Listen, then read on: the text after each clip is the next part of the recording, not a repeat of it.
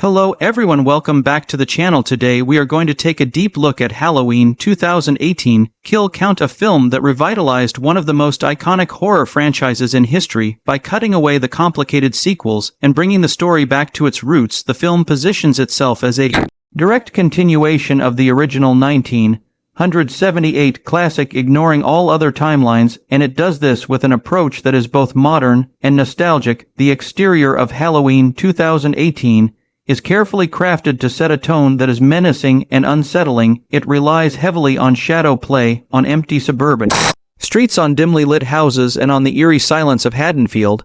The streets become more than just a location, they become a hunting ground for Michael Myers. The exterior shots often linger to build tension long before Michael even appears, and this cinematography allows the audience to anticipate his arrival with dread. The iconic white mask illuminated under streetlights is a perfect symbol of the lurking evil waiting just outside the frame. The interior of the movie centers primarily on Laurie Strode's home, which is presented not as a welcoming family house but as a fortress, a cage, and a trap. The rooms are secured with locks, the windows are reinforced, and the basement is hidden beneath a counter that serves as both safety and a prison. The interior sequences are short and claustrophobic, focusing less on grandeur and more on tension-filled corners and shadows that suggest Michael can strike at any time. This design of the interior represents the way trauma reshapes safe spaces into battlegrounds, and while it is not large in scope, it becomes the most critical part of the narrative. Performance-wise, Halloween 2018 shines with Jamie Lee Curtis returning as Laurie Strode. She brings an intensity that shows 4 decades of trauma, paranoia, and survival instinct. She no longer plays the innocent babysitter from 1978, but a hardened survivor who has trained herself and her family for the inevitable return of Michael. Her performance elevates the movie beyond a slasher and into a story of generational trauma. Judy Greer as Karen, her daughter, delivers a layered performance as someone torn between resentment and fear. She resents the paranoia that controlled her childhood, yet deep down, she cannot ignore the truth of her mother's warnings. Andi Matichak as Allison, granddaughter, bridges the gap between the generations and gives the audience a relatable figure among the chaos. James Jude Courtney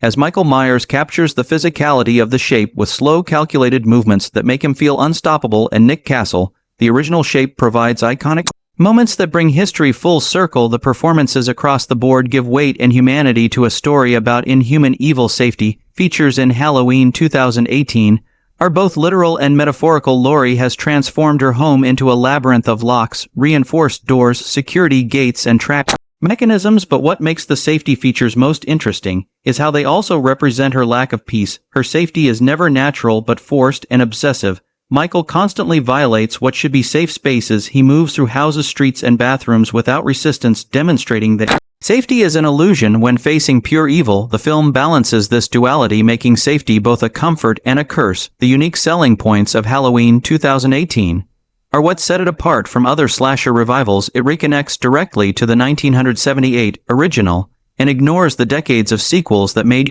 the timeline messy. It brings back John Carpenter to contribute to the score, which instantly elevates the atmosphere. It mixes old-school, long tracking shots with modern brutality. It respects the source material while updating it for new audiences. And most importantly, it delivers kills that are both shocking and terrifying. Michael is not a jokester nor a supernatural caricature in this film. He is a force of nature, brutal, silent, and efficient. The kills range from sudden brutal stabs to lingering suffocation scenes, reminding the audience that death can come in many forms. This unpredictability is one of the biggest selling points when it comes to price. Halloween 2018 proves how horror can deliver big returns on modest budgets compared to superhero blockbusters.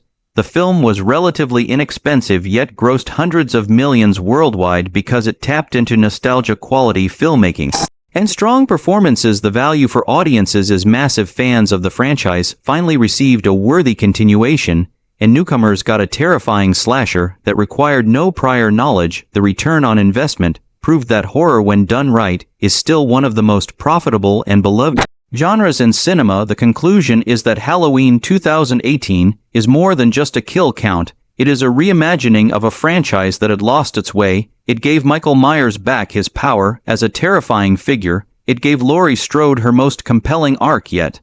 And it reminded the audience that horror is about fear, atmosphere, and survival, not just gore. The kill count is shocking, But what makes it work is the tension that surrounds each kill, the anticipation of Michael lurking, the fear of when he will strike, and the weight of the characters who face him. Halloween 2018 is a movie that respects its legacy while carving a future for the franchise. It is brutal, atmospheric, and unforgettable, and its kill count will be remembered as one of the most impactful in modern slasher history.